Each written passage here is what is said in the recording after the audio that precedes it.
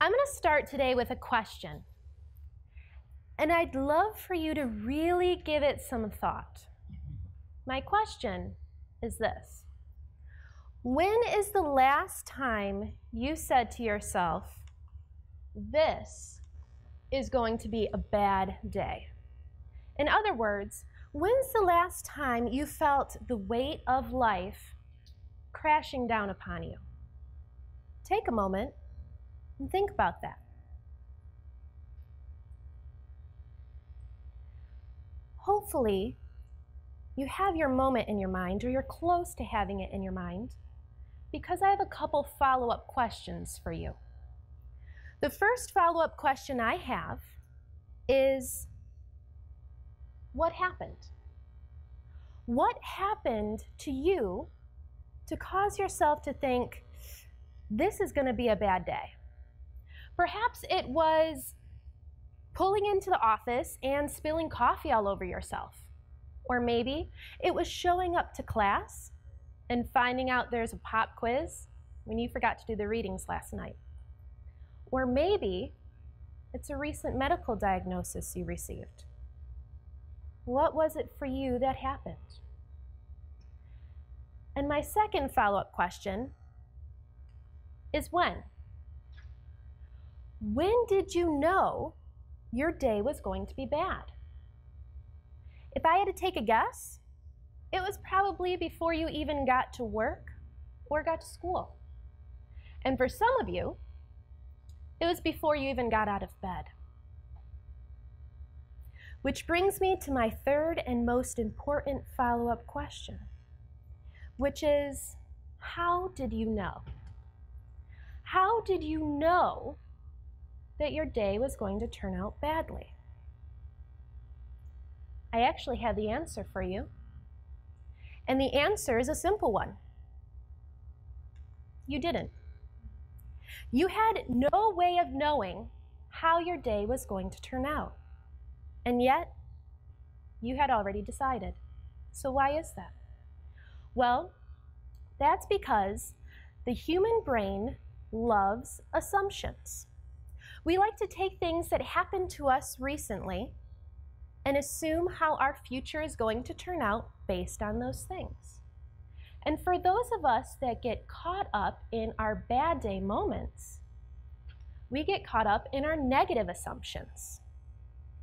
And if we start to let these negative assumptions build and build, we can run into quite a few problems. In my work with people with anxiety and depression, I hear about negative assumptions all the time. I hear things like, Maria, I just know this meeting's not going to go well. Or I'm not going to be able to do this project at my job, I just know it. Or I hear things like, Maria, this is going to be a bad year for me. I can feel it. And for some, I hear things like, what's the point in life? If everything's been so bad for me so far, I just know it's going to continue to be bad. Those are some really tough questions people start assuming because of negative assumptions. So, go back to that thought I asked you to think about for your bad day moment. Because every time we have these bad day moments and feelings, there's something that we want to change. So what was it for you wanted to change? Perhaps you wanted to change something with your family. Maybe it looks something like, I wish my kids listened to me better. Or, I wish my parents saw me as the independent adult that I am. Or maybe for some of you, it didn't involve your family. Maybe it had to do with your job or your friends. I wish I had a job that paid more money. I wish my manager could see my full potential. I wish my friends called me more often. Or maybe for some of you, the change you want is a bit bigger. And it has to do with your community. Maybe it's something like, I wish we had better roads. I wish our public schools were better for our kids. And maybe still, the change you needed for your life was even bigger than any of these. Maybe it has to do with the things going on in the world today. Maybe some of the stuff that we've been hearing about on the news. The thing is, no matter what it was that you wanted to change, none of this can change until you first change you. Because the only thing we really have the ability to change is ourselves. And if we can figure out how to change ourselves to a more positive mindset, then this begins to create a ripple effect into our family, our job, our friends, into our community, and yes, even into the world. It all has to start with you first. So how do we go about doing this? Well, one of the ways we can do this is by following a few steps. And I've outlined 4 steps that can really start to create this positive change within you. And so step number 1, I simply want you to notice. So the next time you wake up and you think to yourself, this is going to be a bad day, notice it. That's all I want for step number 1. Or the next time you think to yourself, before you go into that meeting at work, I just feel it, it's not going to go well. Notice it. Because then step number 2 is I want you to start learning to question yourself. Question these thoughts, question these feelings that you have. Ask yourself, am I trying to predict the future right now? Am I assuming something? Because remember, none of us can actually predict the future. We can take some pretty good guesses, but we don't know for certain. And then step number 3, find your positive alternatives to that negative moment that you're in.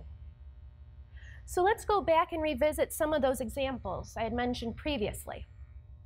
So say you pull up to work and you end up spilling coffee all over yourself and you think, how is there a positive alternative to this?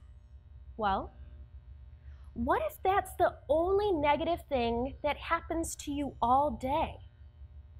What if when you get into work, today's the day you finally get that promotion you had been hoping for, and overall when you go to bed you realize this is one of the best days you've had in a long time? What about if you receive a really difficult medical diagnosis and you find yourself thinking, there's no way I can get through this? I just can't. A positive alternative is I can and I will get through this. What about for showing up to class and realizing there's that pop quiz on the readings you forgot to do last night?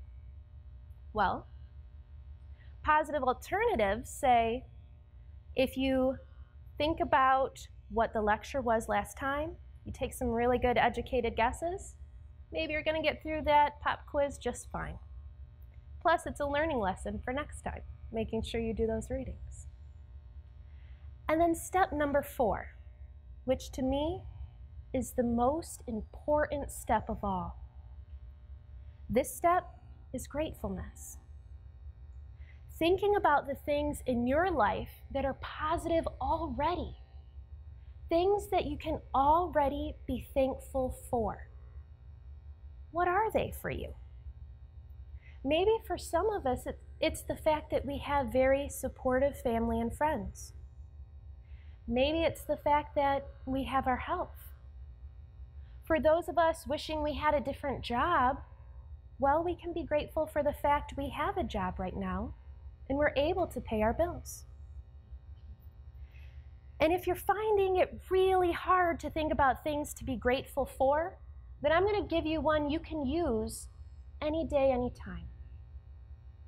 And that is, I woke up today and I have a new day to try and make the change I want to make my life better.